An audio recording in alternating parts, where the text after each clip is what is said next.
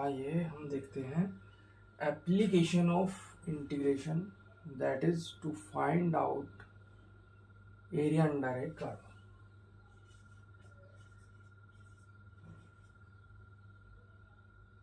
Another applications also we have.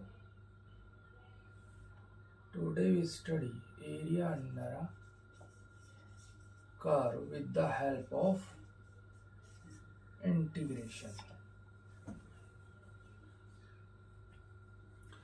बच्चों, यदि सम्मानित शिक्षकों, सम्मानित साथियों, यदि हमारे पास एक कर्व दिया गया है और हमें इसके अंडर एरिया फाइंड आउट करना है, हमें लिमिट दी गई है इसकी x इक्वल टू ए से x इक्वल टू बी तक आप एरिया फाइंड आउट कीजिए। ये कर्व दिया गया है, मान लिया ये कोई कर्व है। हम क्या करेंगे, हम ये x एक्सिस है, ये y एक्सिस है, हम इस एक्सिस पर ये देखिए, ये हमें एरिया फाइंड आउट करना है। हम क्या करेंगे, यहाँ पे हम एक छोटी सी स्ट्रिप ले लेंगे, इसका नमूना कहिए, जिसकी विड्थ बहुत ही कम है, मान लिया dx है, बहुत ही छोटी है, 0 से नेक्स्ट मानिए dx हो गई है ना। हमने इस स्ट्रिप से बना हुआ मान लिया इस एरिया को। अब हम क्या मानते हैं, एक चीज और रह गई कि अगर ये बहुत छोटी, बहुत कम चौड़ाई की स्ट्रिप हो तो ये रेक्टेंगुलर रहेगी, इसमें चौड़ाई dx हो गई, लंबाई हमने ले ली इसकी y। तो अगर हम इसका एरिया फाइंड आउट करेंगे तो क्या हो जाएगा, लंबाई गुना चौड़ाई, दैट इज y dx। और इसका इंटीग्रेशन अगर x इक्वल टू ए से x इक्वल टू बी तक कर देंगे तो हमें क्या मिल जाएगा, ये टोटल एरिया मिल जाएगा x इक्वल टू ए से x इक्वल टू बी तक। ये कुछ भी हो सकता है, एक सर्किल हो सकता है, एक पैराबोला हो सकता है, एक दीर्घवृत्त हो सकता है, कुछ भी हो सकता है। अब अगर ये कह रहा है, मान लिया क्वेश्चन है find out area, find out area a for x equal to x square y square equal to a square bounded by the curve this and x-axis find out area bounded by the curve x square plus y square equal to a square and x-axis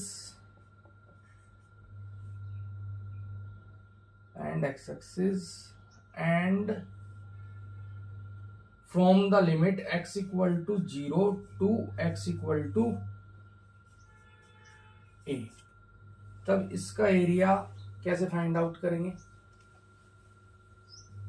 with the help of integration. अगर हमें find out करना है तो आप ऐसे देख लीजिए, पहले तो आपको इसका ग्राफ पता होना चाहिए। ये एक सर्किल है जिसकी रेडियस a है, जिसका सेंटर 0 0 है, क्योंकि सर्किल की स्टैंडर्ड इक्वेशन क्या होती है, x minus h plus y minus k ऐसे होती है। ये सेंटर होते हैं h के, ये रेडियस होती है a। तो यहाँ पे सेंटर हो गया 0 0, रेडियस हो गई a। यहाँ पर हम पहुंचे तो x इक्वल टू a है, y इक्वल टू 0 है, और यहाँ पर सेंटर इसका 0 0 है, सेंटर इसका 0 0 है। हमें क्या दिया गया है, find out area bounded by the curve x square plus y square equal to a square. ये कर्व हो गया, ये x एक्सिस हो गई, x equal to 0 to x equal to a, यहाँ पर x इक्वल टू 0 हो गया, यहाँ पर x इक्वल टू a हो गया। अब x एक्सिस से ऊपर रहना है और कहाँ तक जाना है, इस सर्किल तक। मतलब ये x एक्सिस हो गई, ये पूरी x एक्सिस हो गई इस सर्किल तक। मतलब ये पूछ रहा है कि इस आधे वृत्त का एरिया क्या है। ठीक है, तो हम क्या कर सकते हैं, हम कर सकते हैं इसका, या तो हम ऐसा करें, एक स्ट्रिप ऐसे निकाल लें, एक स्ट्रिप ये निकाल ली जिसकी चौड़ाई क्या हो गई dx, लेंथ क्या हो गई y। तो इसका इंटीग्रेशन क्या हो गया, इसका एरिया क्या हो गया, रिक्वायर्ड एरिया हो गया y dx। ठीक है, रिक्वायर्ड एरिया क्या हो गया y dx, और हम क्या करेंगे, इंटीग्रेशन कहाँ से कहाँ तक करेंगे, 0 से a तक, 0 से a तक, लेकिन करना पड़ेगा दुगना क्योंकि ये दो पार्ट्स हैं, सिमिलर कर दिया। अब y इक्वल टू क्या आएगा, ये इधर जाके हो जाएगा a square minus x square का रूट, जब x फाइंड आउट करेंगे तो ये हो जाएगा a square minus x square का रूट, और बाहर लगा है 2, 0 से a तक इंटीग्रेशन है, यहाँ पर dx हो गया। इसका फॉर्मूला लगा देंगे, इसका फॉर्मूला होता है 1/2, 2 तो बाहर है ही, x under root a square minus x square, ये टोटल के बाहर है, plus a square sine inverse x upon a, limit जानी है 0 से a तक। जब हम यहाँ पर x इक्वल टू a रखेंगे, ये 0 हो जाएगा, ये 1 हो जाएगा, जब 0 रखेंगे तो ये पूरा 0 हो जाएगा। यहाँ पे साइन इनवर्स 0 की वैल्यू 0 होती है, तो यहाँ पे आएगा हमारे पास एक लोती वैल्यू, जब हम x इक्वल टू a रखेंगे 1 आएगा। ये π/2 की वैल्यू है, यहाँ पर प्राप्त हो गया πa square by 2, πa square by 4, 2 से 2 गया तो क्या आया, πa स्क्वायर बाई 2। अगर आप टीजीटी पीजीटी की तैयारी कर रहे हैं या किसी कंपटीशन की तैयारी कर रहे हैं तो आपको तो पहले ही पता था कि इसका पूरे का एरिया क्या होता है, πa स्क्वायर, आधे का क्या हो गया, πa square by 2, that is the answer. देखते ही टिक कर देंगे, ठीक है।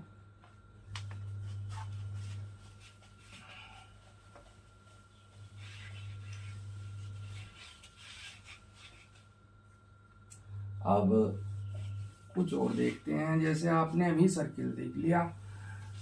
देखिए दीर्घवृत्त ये अगर आपको दिया गया है, दीर्घवृत्त की इक्वेशन क्या होती है, जिसमें मेजर एक्सिस x एक्सिस है और इसके कोऑर्डिनेट a0 0 भी हैं, तो इसकी इक्वेशन क्या होती है, x square upon a square plus y square upon b square equal to 1। E क्या होता है, ग्रेटर देन 1, इसेंट्रिसिटी इसके लिए होती है ग्रेटर देन 1। तो और सर्किल के लिए क्या होती है इसेंट्रिसिटी, और पैराबोला के लिए क्या होती है ना, वो देख लेना। सर्किल के लिए 1 और पैराबोला के लिए लेस देन 1। अब यहाँ पर आ जाइए, इसका एरिया कितना होता है, ये याद रखिए πAB होता है, मैं डायरेक्ट बता रहा हूँ आपको। अच्छा, अगर आपको क्या करना है, दिया गया है question, find out the area bounded between the curve this and above the x-axis and between x equal to 0 to x equal to AE। तो आपको क्या पता होता है कि ये x इक्वल टू 0 है, ये x इक्वल टू AE है, यहाँ पर क्या होता है AE 0, इसके कोऑर्डिनेट। तो आप क्या करेंगे, ये वाला एरिया फाइंड आउट कर लेंगे, थोड़ा सा खतरनाक सा एरिया आएगा। आप क्या करेंगे, एक स्ट्रिप ले लेंगे, ये y हो गई है ना, ये y हो गई y dx, लेकिन आपको क्या निकालनी है 2y, इसका नीचे भी है, दुगनी निकालनी है आपको। तो ये हो गया, ये कहाँ से कहाँ तक जाएंगे, 0 से AE तक जाएंगे। y की वैल्यू यहाँ से फाइंड आउट करते हुए आप क्या लिखेंगे, ये आपने एल्सियम लिया a square b square, y equal to क्या आ जाता है इससे, y इक्वल टू शायद आ जाता है y स्क्वायर बराबर b स्क्वायर, ऐसे होगा ना, y पहले तो इधर चला गया 1 minus x square upon a square, ठीक है।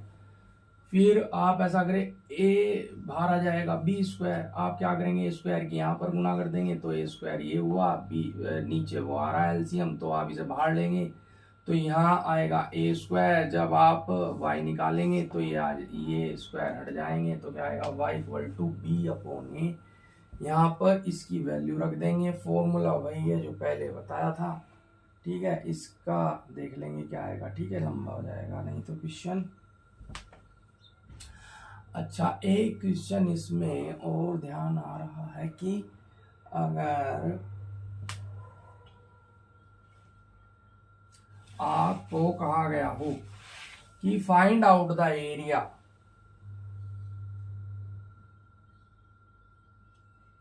Between the arc of the curve, between the कहा होगा for the given figure in the question paper, find out the area between the arc a b. Arc a b, arc a b कौन सी हो गई? ये between the arc a b and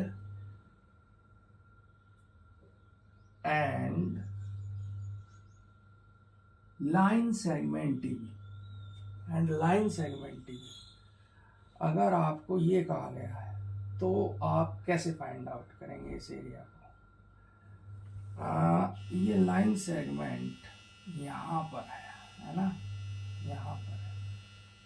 ये हो गया ए, ये हो गया बी, और इक्वेशन यही है। तो आप क्या करेंगे, इक्वेशन में मान लिया यहाँ पर दिया गया है 36 यानी 6 का स्क्वायर, और यहाँ पर दिया गया है 4 यानी 2 का स्क्वायर। तो यहाँ पर क्या हो जाएगा 6 0, और यहाँ पर हो जाएगा 0 2।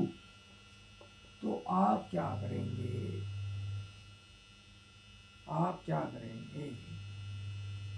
आपको पता होता है कि इस पूरे का एरिया क्या है, पाई ए बी है। ए की जगह क्या रख दिया 6, और बी की जगह क्या रख दिया 2। ये अबव एक्स एक्सिस कह रखा है for the given figure find out the area between the arc a b and the line segment a b. तो जाहिर सी बात है, अब इस वाले क्वाड्रेंट, फर्स्ट क्वाड्रेंट की बात हो रही है। तो हम क्या करेंगे, ये पाई ए बी पूरे का है, इसे 4 से डिवाइड कर देंगे। यहाँ पर ये 6 हो गया, ये 2 हो गया। हमें पता है एरिया ऑफ द ट्राइंगल क्या होता है 1/2 ए बी। लंबाई ये हो गया बेस, ये हो गई हाइट, यहाँ पर लिख दी। इससे आंसर मिल जाएगा, क्या होगा 2 दूनी 4, ये 3 बचा 3 पाई -6, ये आंसर होगा आपका। ठीक है, नहीं तो आप इसको with the help of integration करना चाहें तो ऐसे कर सकते हैं। मान लिया ये होगा, ठीक है, यहाँ तक ही कर लो बस। ये होगा, आप क्या करेंगे, पर उसमें थोड़ा लेंथ ही बढ़ जाएगा। आप इसकी लेंथ, इसकी इक्वेशन फाइंड आउट करेंगे, इसके लिए y1 पूरा निकालेंगे, ये y2 निकालेंगे, फिर y1 माइनस y2 करेंगे। ऐसे होता है ना, कि आप अगले के लिए सीख लीजिए, इसे छोड़िए, आगे भी तो आपको करना है।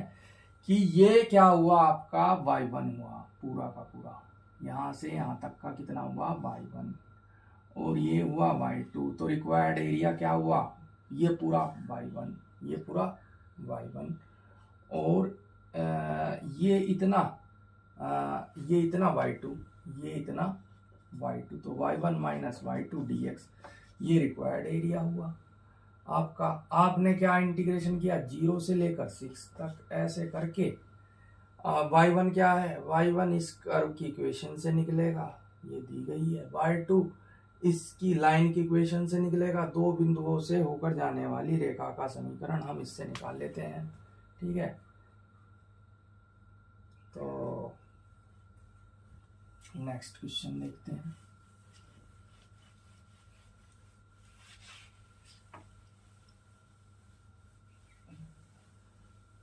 देखिए, जो एरिया अंडर एक कर्व निकाल रहे हैं, अगर आप इसमें सीधे के सीधे क्वेश्चंस करेंगे आपको पहले क्वेश्चन पढ़ना है कि क्वेश्चन में कह क्या रहा है। आप उसे सीधे डायरेक्ट फाइंड आउट भी कर सकते हैं क्या। आपने पहले अपनी छोटी क्लासेस में पढ़े हैं, जैसे कि area of triangle 1/2 base into height. ठीक है, आपने ट्रेपीजियम का फॉर्मूला पढ़ा है। क्या पढ़ा है? ये ट्रेपीजियम होता है कि ये कैसा भी हो सकता है ना।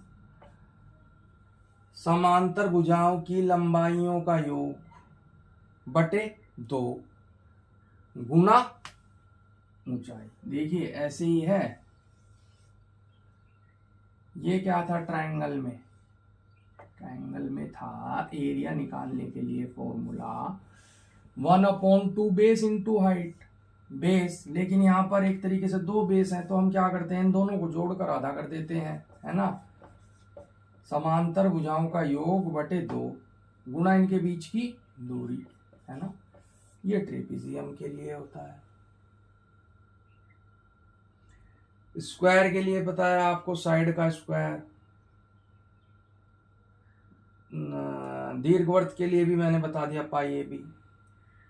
और अब पैराबोला की बारी आती है ना। पैराबोला में देखिए हमको क्या करना है। अगर मान लिया आपको एरिया क्वेश्चन है, find out area bounded between the curves x square 4y and y square equal to 4x। ये area bounded between these two curves find out करना है अबव x एक्सिस। तो आप कैसे करेंगे? पहले फिगर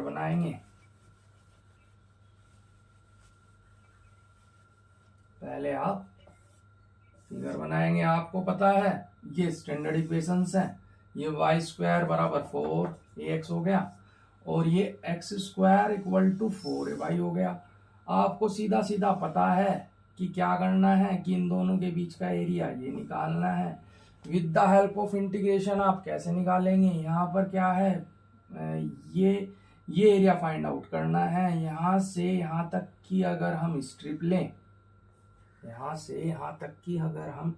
लें, और यहाँ से एक ऐसे डालें, तो अगर ये पूरा y1 हो और ये इतना सा y2 हो जो दूसरे कर्व से प्राप्त हो रहा है, तो रिक्वायर्ड एरिया के लिए हमें स्ट्रिप प्राप्त होती है y1 माइनस y2 और जहां पर y1 किससे प्राप्त होगा, इस वाले कर्व से। y1 क्या आ जाएगा, यहां से निकल के y1 आ जाएगा √4x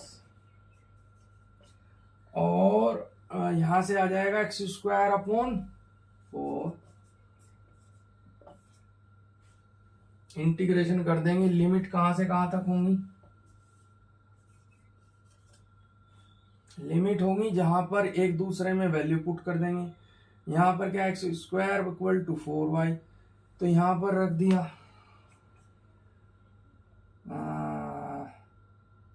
ये क्या है, x square equal to 4y और ये क्या है, Y square equal to 4x, यानी x बराबर आया 2√y। X square equal to 4y, y square equal to 4x। अब हमें लिमिट फाइंड आउट करनी है कि ये एक दूसरे को कहां पर काट रहे हैं। ठीक है, हम कैसे फाइंड आउट करेंगे? हम y की जगह पर क्या रख देते हैं, एक्स स्क्वायर अपॉन 4। यहां से y बराबर क्या आया, एक्स स्क्वायर अपॉन 4 हमने यहां पर पुट किया, इसका स्क्वायर किया इक्वल टू 4x है। ये 16 हुआ, यहाँ पर जाकर 64 हुआ, यहाँ पर x है, x की पावर 4 हुई, एक कॉमन ली तो क्या बचा, x³ माइनस 64 इक्वल टू 0। तो एक पॉइंट आ गया 0, एक पॉइंट आ गया 4, क्योंकि 4 का क्यूब होता है 64, तो पॉइंट आए 0 0, और दूसरा पॉइंट आया 4, x equal to 4, x equal to 4 इसमें रखेंगे तो y इक्वल टू भी क्या आ जाएगा, 4 से 4 कैंसिल, y इक्वल टू भी क्या आ जाएगा 4, तो ये आ गया 4 4 लिमिट। तो आप क्या करेंगे, इसका इंटीग्रेशन कर देंगे 0 से लेकर 4 तक हो जाएगा। आप इंटीग्रेशन करते हैं, ठीक है, लेकिन ऐसे करने में हमें बहुत देर लगेगी। हमने इसकी सीधी शॉर्ट ट्रिक हमें मालूम है क्या है, अगर नहीं मालूम है तो 16ab/3। अगर आपके पास दो कर्व दिए गए हैं, y square equal to 4ax, x square equal to 4by, तो area bounded between these two curves निकालना है।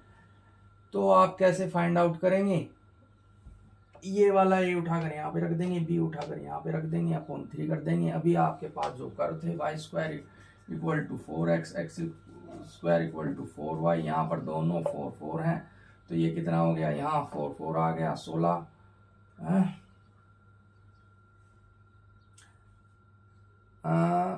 a इक्वल टू क्या है, a इक्वल टू तो 1 है, 4 तो स्टैंडर्ड में है, a इक्वल टू 1 है, b इक्वल टू भी 1 है, तो आंसर आ गया 16/3। खत्म। इतनी शॉर्ट ट्रिक से इजी से हो जाएगा। तो थोड़ा सा क्वेश्चन को करने से पहले, उठाने से पहले माइंड लगाना है, आपको देखना है आप कौन से एग्जाम में बैठे हैं, क्या एग्जाम कॉम्पिटिटिव है, तो आपको तो आंसर लाना है, देखते ही टिक लगाना है। आपके पास शॉर्ट ट्रिक है, देखिए आंसर लगाइए।